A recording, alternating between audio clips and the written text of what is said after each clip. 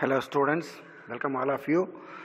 இந்த வீடியோவில் நாம் பார்க்க போகிறது 10th standard social science history 8th lesson nationalism Gandhian phase. இந்த லெசனுடைய லாஸ்ட் பார்ட், கடைசி பகுதியை பார்க்க போகிறோம். இது வரைக்கும் நாம் பார்த்தது எல்லாம் உங்களுடைய ரெஃபரன்ஸுக்காக மறுபடியும் காட்டுறோம், பாருங்கள். இந்த பகுதிகளெல்லாம் நீங்கள் ஏற்கனவே பார்த்துட்டது, ஓகேங்களா? இதெல்லாம் உங்களுக்கு தெளிவாக புரிஞ்சிருக்கும்னு நினைக்கிறேன்.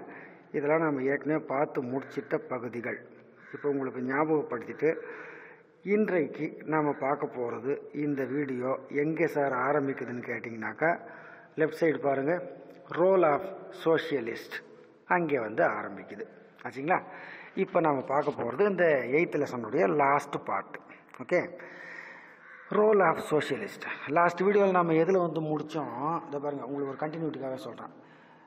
1942 1942 ஆகஸ்ட் 9 காந்திஜியும் அவருடைய தொண்டர்களும் கைது செய்யப்பட்டார்கள். அதுக்கு பிறகு என்ன நடந்ததுன்னு லாஸ்ட் வீடியோவில் பார்த்தோம். அதனுடைய தொடர்ச்சி, காந்திஜி கைது செய்யப்பட்ட உடனே அதுக்கு பிறகு என்ன நடந்தது, ரோல் ஆஃப் சோஷியலிஸ்ட், சமதர்மவாதிகளின் பங்கு, ஆச்சுங்களா? With Gandhi and other prominent leaders of the Congress in jail, the socialist provided the leadership for the movement. காந்தியும் அவருடைய தொண்டர்களும் மற்ற காங்கிரஸ் தலைவர்களும் கைது செய்யப்பட்டு ஜெயிலில் போடப்பட்ட பிறகு இந்த சோஷியலிஸ்ட் சமதர்மவாதிகள் பொறுப்புக்கு வந்தாங்க. யார் யார் சார் அவங்க? ஜெயபிரகாஷ் நாராயணன், ராமானந்த் மிஸ்ரா, இவங்கெல்லாம் பொறுப்பேற்றுக் கொண்டார்கள். அந்த 2 பேருமே எங்கேருந்து வந்தாங்கன்னு கேட்டிங்கன்னா, எஸ்கேப்டு ஃப்ரம் பிரிசன், ஜெயிலேருந்து தப்பிச்சு வந்தவங்க அவங்க, ஆச்சுங்களா? அதுக்கு பிறகு இதில் ஒரு முக்கியமான ஆளை உங்களுக்கு அறிமுகப்படுத்துகிறோம். Women activist like Aruna Asaf Ali played a heroic role. இந்த சமதர்மவாதிகள் சோஷியலிஸ்ட்லேயே ஒரு முக்கியமான லேடி யாருன்னு கேட்டிங்கனாக்கா, அருணா ஆசஃப் அலி, ஹீரோயிக் ரோல். அதனால தான் போன வீடியோவில் நான் அவங்கள பார்க்க போகிறதா சொல்லிட்டு உங்களுக்கு முடிச்சிருந்தேன். அதை இவங்க தான் ஒரு கதாநாயகர் மாதிரி, கதாநாயகி இல்லை, கதாநாயகன் மாதிரியே நடந்துனாங்க. அவங்க ஒரு தைரியமான ஒரு லேடி. அதுக்கப்புறம் இன்னொரு லேடி உஷா மேத்தா, இவங்க காங்கிரஸ் கட்சி சார்பாக ஒரு ரேடியோவே நடத்தினாங்க, அவங்க வானொலியே நடத்தினாங்க 1942 நவம்பர் வரைக்கும், ஆச்சுங்களா? அவங்கள பிடிக்க முடியல எந்த போலீஸாலையும். அதுக்கப்புறம் பீப்புள்ஸ் ரெஸ்பான்ஸ். இந்த சூழ்நிலையில் தான் ஒரு விஷயம் நடந்தது, அது உங்கள் புக்கில் இல்லை. காந்திஜி என்ன பண்ணிட்டார், ஜெயிலில் இருந்தபோது உண்ணாவிரதத்தை தொடங்கிட்டார்ப்பா, ஆச்சுங்களா? உண்ணாவிரதம் இருந்தாலும் அவர் என்ன பண்ணிட்டாங்க, போலீஸ்காரங்க, நீங்கள் உண்ணாவிரதத்தை எங்களுக்கு கெட்ட பேர் உண்டாக்கிடாதீங்கன்னு சொல்லி அவரை ரிலீஸ் பண்ணிட்டாங்க. இந்த செய்தி மக்களுக்கு தெரிஞ்சுது. பீப்புள்ஸ் ரெஸ்பான்ஸ், மக்களுடைய வெளிப்பாடு எப்படி இருந்தது அப்படின்னு கேட்டிங்கனாக்கா, as news spread to different parts of India, a spontaneous protest broke out everywhere. இந்த செய்தி கேள்விப்பட்ட, அதாவது காந்திஜி உண்ணாவிரதம் இருந்தார், கஷ்டப்பட்டார்ன்ற செய்தி கேள்விப்பட்ட உடனே எங்கே பார்த்தாலும் கலவரங்கள் நடந்தன. என்னென்ன நடந்ததுங்க? ஹர்த்தால்ஸ், கடையடைப்பு, ஸ்ட்ரைக்கு, வேலைநிறுத்தம், பிக்கெட்டிங், மறியல், இந்த போராட்டங்கள்லாம் நடந்தன. கவர்மெண்ட் பார்த்து சும்மா இருக்குமா? அதை இந்த government suppressed it with fruit force, கொடுமையான முறையிலே கலவரத்தை அடக்கினார்கள். ஆனாலும் மக்கள் என்னென்ன பண்ணாங்க பாருங்கள். People attack government buildings, government building அடித்து உடச்சாங்க, ரயில்வே ஸ்டேஷனை உடச்சி நாசப்படுத்தினாங்க, டெலிகிராஃப் லைன்ஸை நாசம் பண்ணிட்டானுங்க, ஆச்சுங்களா? அப்புறம் symbols of British authority, British அதிகாரத்தினுடைய குறியீடுகள், சிம்பிள், அடையாளங்கள் எங்கெங்க எல்லாத்தையும் அடித்து உடச்சாங்க. இது எங்கெங்கெல்லாம் பரவியது, வைட் ஸ்ப்ரெட் இன் மெட்ராஸ். சென்னையில் ஆரம்பித்த கலவரம் முழுக்க எங்கெங்கே பரவியது பாருங்கள். Satara, Orissa, Bihar, United provinces and Bengal, இந்த பகுதிகளுக்கெல்லாம் இந்த கலவரம் பரவியது அப்படின்னு சொல்லி பார்க்குறோம், ஓகேங்களா? நெக்ஸ்ட்டு வீடியோவில் சுபாஷ் சந்திர போஸை பற்றி பார்க்க போகிறோம். நெக்ஸ்ட்டு நாம் பார்க்க போகிறது சுபாஷ் சந்திர போஸ் அண்ட் ஐஎன்ஏ. ஐஎன்ஏன்னா இந்தியன் நேஷனல் ஆர்மின்னு அர்த்தம், இந்திய தேசிய இராணுவம் அப்படின்னு அர்த்தம், ஆச்சுங்களா? சுபாஷ் சந்திர போஸ் என்கிற ஒரு தீவிரமான தேசபக்தரை பற்றி தான் இந்த டாப்பிக்கில் நம்ம பார்க்க போகிறோம். சுபாஷ் Chandra Bose who had left the Congress was now under house arrest. சுபாஷ் சந்திர போஸ் ஒரு புரட்சிகரமான தீவிரமான தேசபக்தர்ன்றதுனால அவர் காங்கிரஸ் கட்சியில் அவரால் தொடர்ந்து நீடிக்க முடியலை. அங்கேருந்து வெளியில் வந்தவர் என்ன பண்ணிட்டாங்க, போலீஸ்காரங்க ஹவுஸ் அரெஸ்ட் பண்ணிட்டாங்க. அது என்ன சார் ஹவுஸ் அரெஸ்ட்? வீட்டுக்குள்ளேயே கைது செய்து வீட்டுக்குள்ளேயே அவர் அடிச்சிடுறது. அனாவசியமாக எங்கேயும் வெளில போக முடியாது, வெளில போலீஸ் பாதுகாப்பு நிற்கும். அதுக்கு பேர் தான் ஹவுஸ் அரெஸ்ட்னு பேர், ஆச்சுங்களா? he wanted to strike. ஆனாலும் அவர் என்ன பண்ணிட்டார், பிரிட்டிஷுக்கு எதிராக ஸ்ட்ரைக் பண்ணணும், போராடணும் இல்லையா, நம்ம எதிரிகளை துரத்தணும் அப்படிங்கிற ஒரு நோக்கம் அவருக்கு இருந்துனே இருந்தது. இன் March 1941 he made a dramatic escape from his house in disguise and reached Afghanistan. வீட்டு காவலில் இருந்த சுபாஷ் சந்திர போஸ் எப்படி வெளியில் தப்பிச்சு வந்தார்னு கேட்டிங்கனாக்கா, தப்பிக்கணும்னு முடிவு பண்ணிட்டாரு. அதுக்கு ஒரு ஐடியா பண்ணார், மாறு வேடம் போட்டுக்கொண்டார் இல்லைங்களா. வேற ஒரு மாறு வேஷம் போட்டுன்னு சுபாஷ் சந்திர போஸ் வீட்டுக்குள்ளே இருக்கிற மாதிரியே ஒரு பிரமையை உண்டாக்கிட்டு வேற யாரோ ஒரு வேலைக்காரன் மாதிரி மாறு வேஷம் போட்டுன்னு வெளியில் வந்துட்டார் சுபாஷ் சந்திர போஸ். பிரிட்டிஷ் போலீஸுக்கு இந்த விஷயம் தெரில. சுபாஷ் சந்திர போஸ் தப்பிச்சு வந்தார், ஆப்கானிஸ்தானுக்கு போனார் இல்லைங்களா.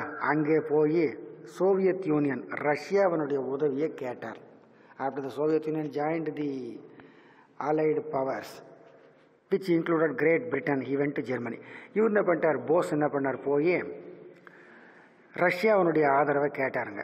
இந்த மாதிரி சார் நீங்கள் எங்களுக்கு உதவி செய்யணும், பிரிட்டிஷ்காரங்க எங்களை அடிமையாக வச்சுருக்கிறாங்க, நாங்கள் சுதந்திரம் வாங்கணும்னு சொன்னபோது ரஷ்யாக்காரங்க அவங்களுக்கு உதவி செஞ்சாங்க.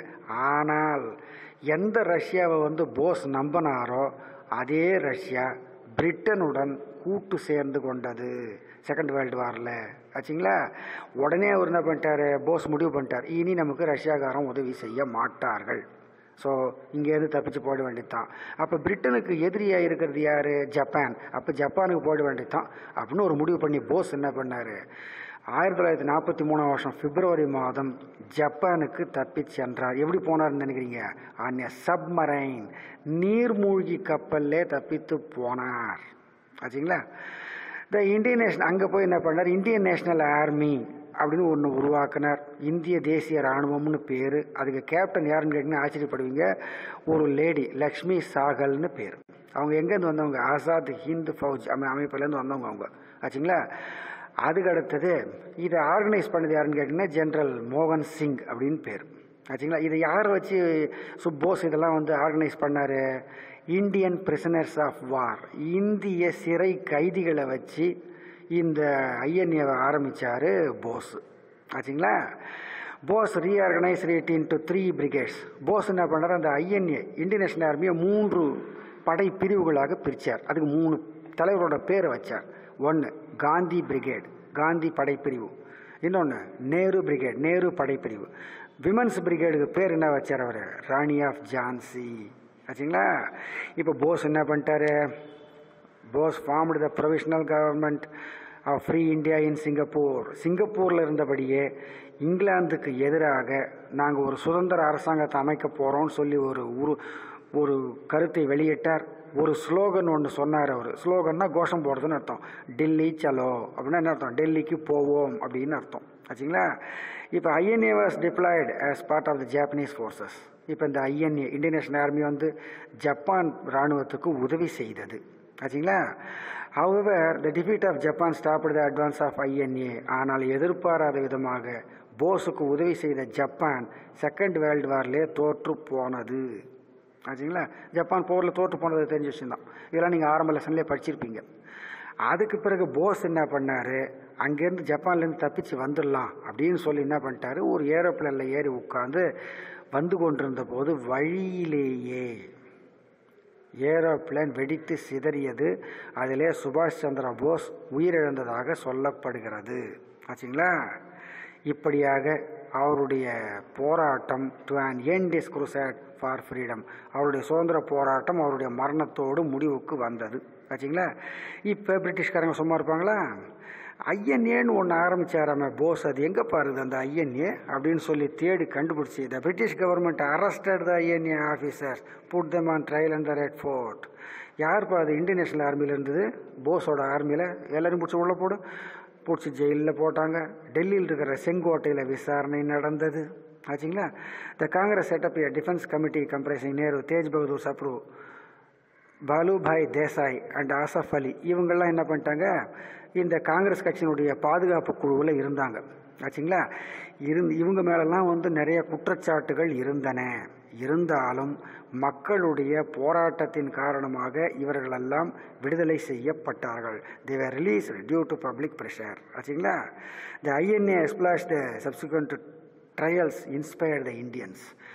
இப்போ அந்த ஐஎன்ஏ இருக்குதா சார்னு கேட்டிங்கனாக்கா இப்போ அந்த ஐஎன்ஏ இல்லை. நேதாஜி சுபாஷ் சந்திர போஸ் காலத்தோடு அது போயிடுச்சு. இருந்தாலும் போஸ் உருவாக்கிய அந்த ஐஎன்ஏ இந்தியன் நேஷனல் ஆர்மி இராணுவமானது இந்தியர்களுடைய மனங்களிலே ஒரு நீங்காத இடத்தை பிடித்திருக்கிறது.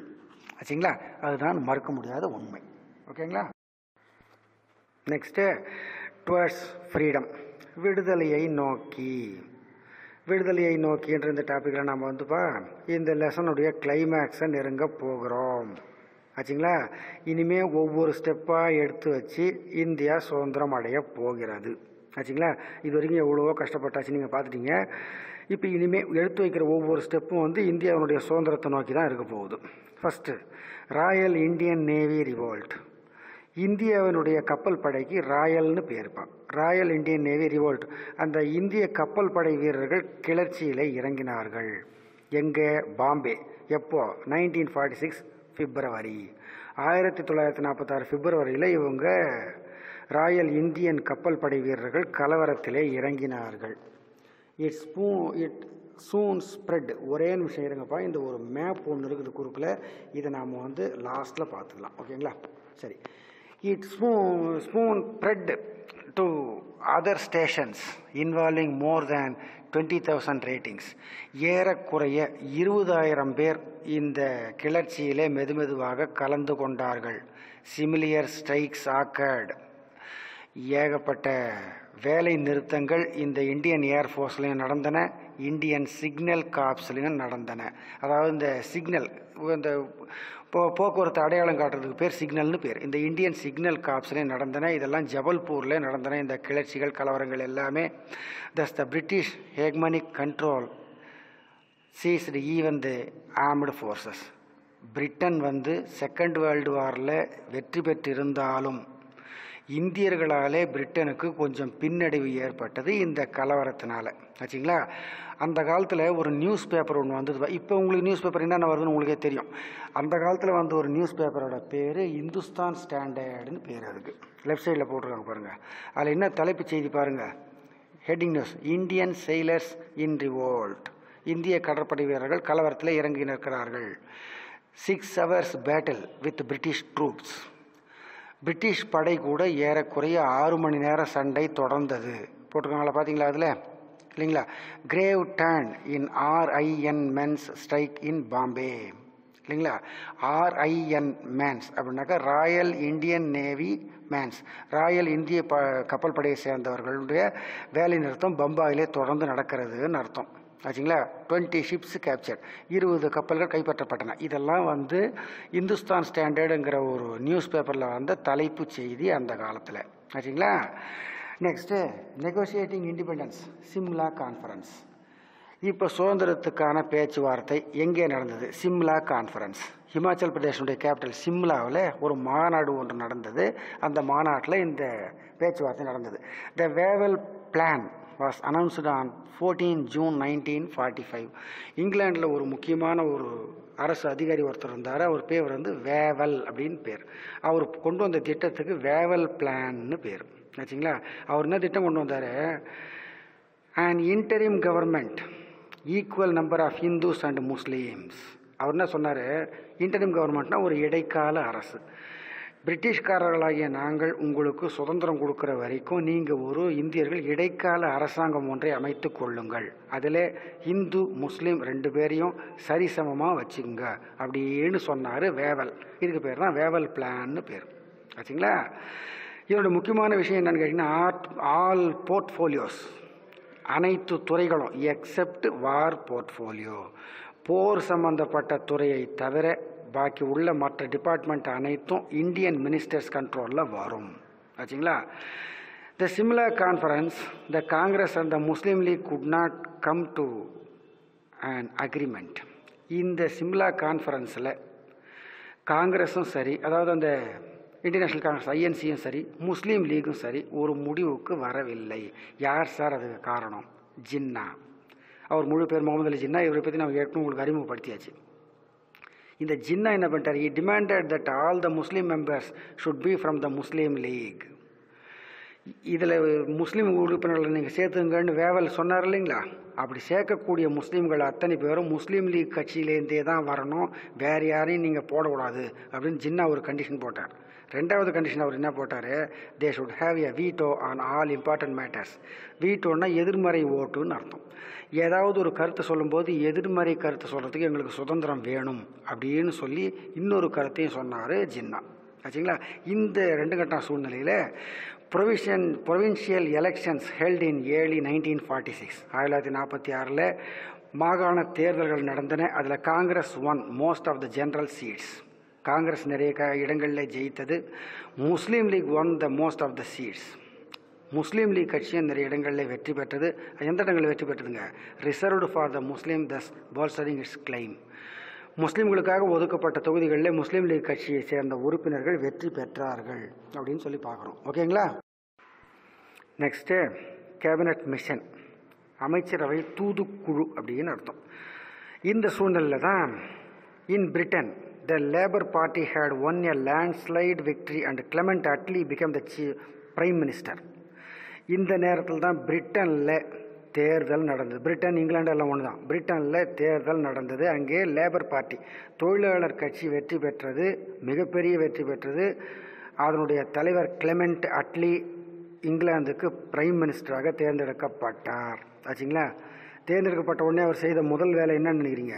He declared that he wanted to transfer power at the earliest. இந்திய மக்களுக்கு அதிகாரத்தை மாற்றி கொடுத்துடணும்பா, எவ்வளோ சீக்கிரம் கொடுக்கணுமோ கொடுத்துடணும், அவங்க எப்படின்னா போகட்டும் அப்படின்னு ஒரு முடிவு பண்ணார். He sent a cabinet mission. அவர் ஒரு அமைச்சரவை தூதுக்குழுவை இந்தியாவுக்கு அனுப்பினார். அதில் யார் யார் இருந்தாங்க? ஃபுல்லாக இங்கிலீஷ்காரங்க தான். பெத்தி Clarence, sir Stafford grips, AV Alexander, இந்த 3 பேரும் இருந்தாங்கப்பா. இவங்க என்ன பண்ணிட்டாங்க? இந்த பெத்தி கிளாரன்ஸு, ஸ்டாஃபோர்டு கிரிப்ஸு, ஏவி அலெக்சாண்டர் இவங்களை நியமித்த அந்த கிளமெண்ட் அட்லி எல்லாருமே என்ன சொன்னாங்க? Rejecting the demand for Pakistan. Pakistan என்கிற ஒரு நாடு உருவாக வேண்டும்னு ஜின்னா சொன்னார் இல்லைங்களா? அந்த கோரிக்கையை நிராகரித்தார்கள். நிராகரிச்சுட்டு ஃபெடரல் கவர்மெண்ட் வித் கண்ட்ரோல், ஒரே ஒரு அரசாங்கம் தான் இங்கே இருக்கணும் இல்லைங்களா? அதில் இந்த பாகிஸ்தான் தனி நாடாக இருக்கக்கூடாது. அதில் நீங்கள் கவர்மெண்ட் அமைச்சிக்குங்க.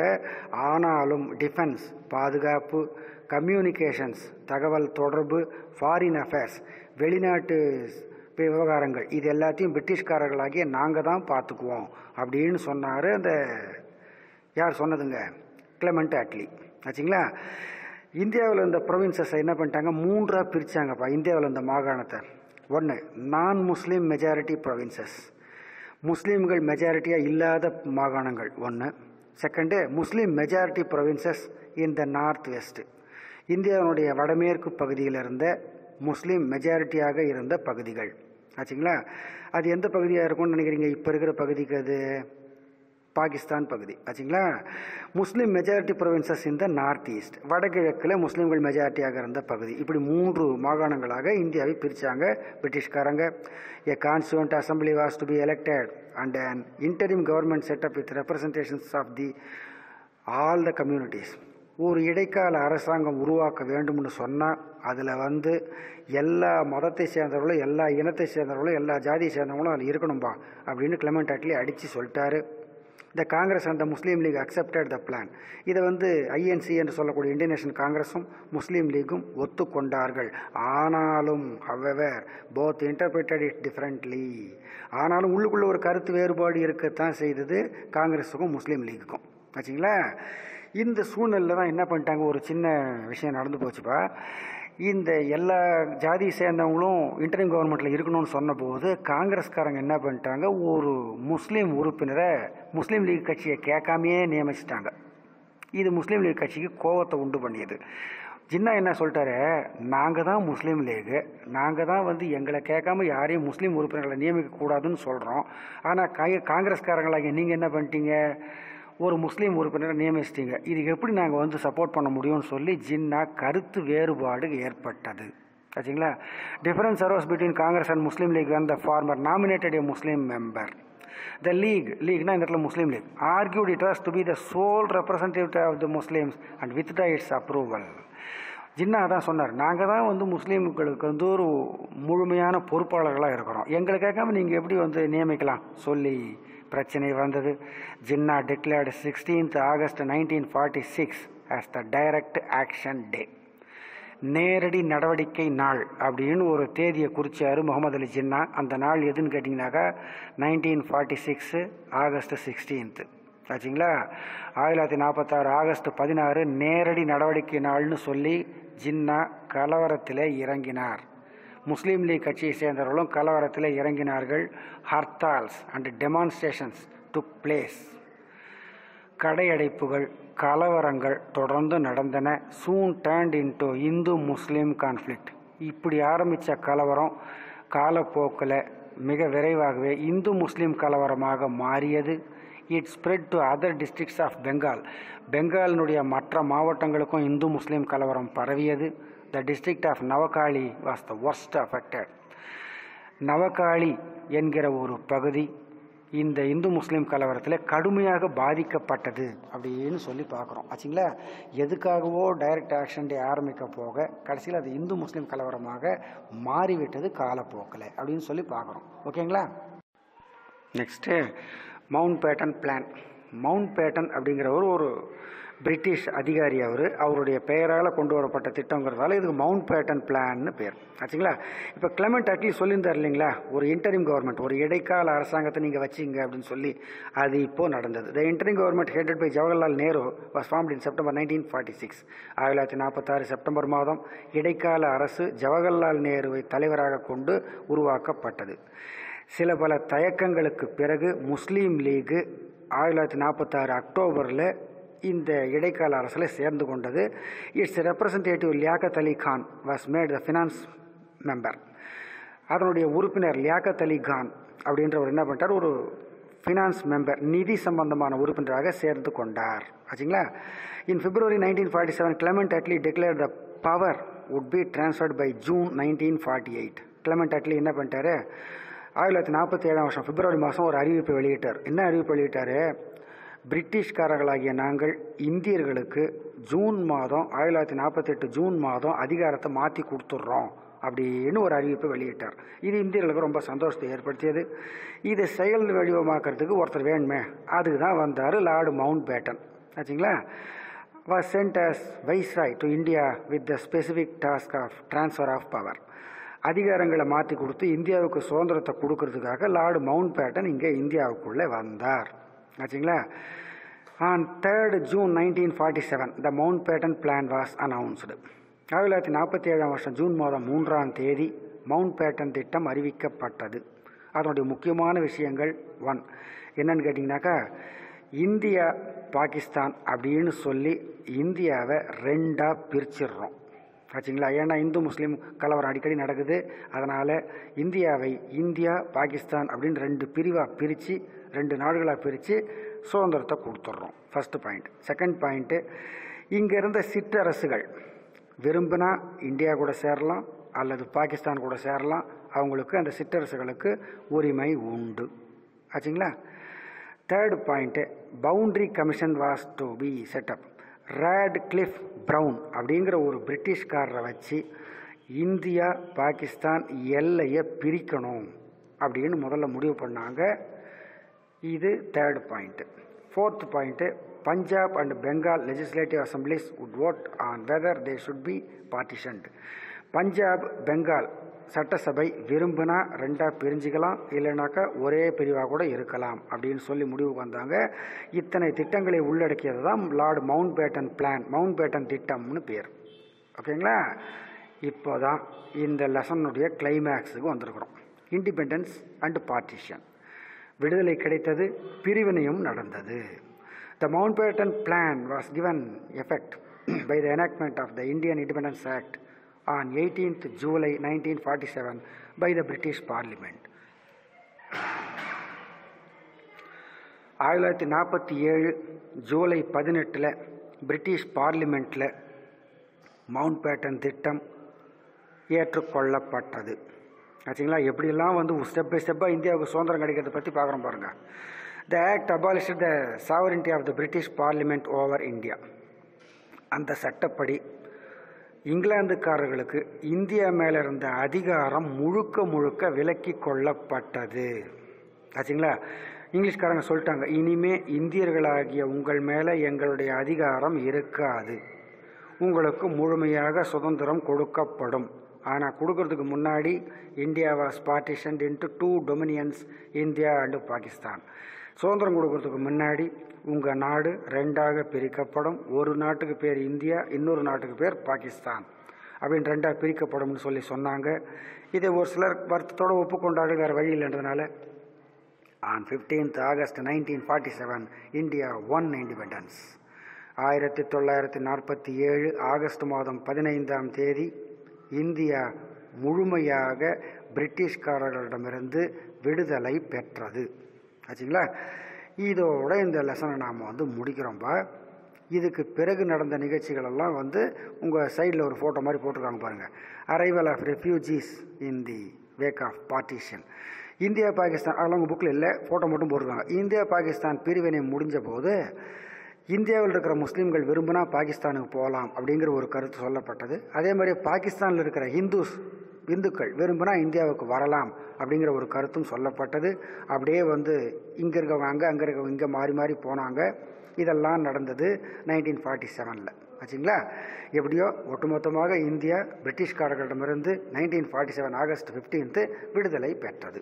ஆச்சுங்களா? இப்போ நம்ம ஒரு மேப் குறுக்கில் விட்டு வந்துட்டோம். அந்த மேப் இப்போ நம்ம கண்டிப்பாக பார்த்தே ஆகணும். ஏன்னா அதுலேருந்து ஒரு 5 மார்க் வர்றதுக்கான வாய்ப்புகள் இருக்குது நிறைய. இந்தியன் நேஷனல் மூமெண்ட் பார்த்துங்கப்பா. அதில் இந்த பாயிண்ட் வச்சுருக்காங்க பாருங்கள். நீங்கள் மேப் போடும்போது இந்த மாதிரி பாயிண்ட் வச்சு தான் போடணும். ஓகேங்களா? லாகூர் அது பக்கத்தில் பாயிண்ட் வச்சுருக்காங்க பாருங்கள். இப்போ நம்ம பார்த்தோம் ஜாலியன் வாலாபாகில் படுகொலை நடந்ததுன்னு சொல்லி. அந்த இடம் இங்கே இருக்குது பாருங்கள், அம்ரித்சர் அங்கே இருக்குது. ஆச்சுங்களா? இப்போ டெல்லி இந்தியாவுடைய கேபிட்டல். பக்கத்தில் இந்த மீரட்டு, லக்னோ, கான்பூர் இந்த இடங்கள்லாம் நல்லா பார்த்துங்க. ஜான்சி, நாக்பூர், வார்தா, கல்கத்தா இல்லைங்களா? இந்த இடம்லாம் நல்லா பார்த்துங்க. இதிலேருந்து ஏதாவது ஒரு 5 பிளேசஸ் உங்களுக்கு கொடுத்துட்டு இந்தியா மேப் போட சொல்லி கேட்கலாம். அதனால் இந்த இந்தியா மேப்பை நல்லா தரவாக பார்த்துங்க. இருக்கிறதுல உங்களுக்கு ஈஸியான மேப்பு இது தான். ஓகேங்களா? ஸோ இப்படி நாம் என்ன பண்ணுறோம், இந்த லெசனை முடிச்சுக்கிறோம். ஓகேங்களா? இது வரைக்கும் ஹிஸ்ட்ரியில் நம்ம பார்த்த இந்த 8th லெசனில் ஏதாவது உங்களுக்கு டவுட் இருந்ததுன்னு சொன்னால் நீங்கள் தாராளமாக கேட்கலாம், சொல்கிறதுக்கு ரெடியாக இருக்கிறோம். ஓகேங்களா? நெக்ஸ்ட்டு வேறு ஒரு லெசனோட வேறு ஒரு கிளாஸில் உங்களை மீட் பண்ணுறோம்பா. நல்லா படிங்க. தேங்க்யூ.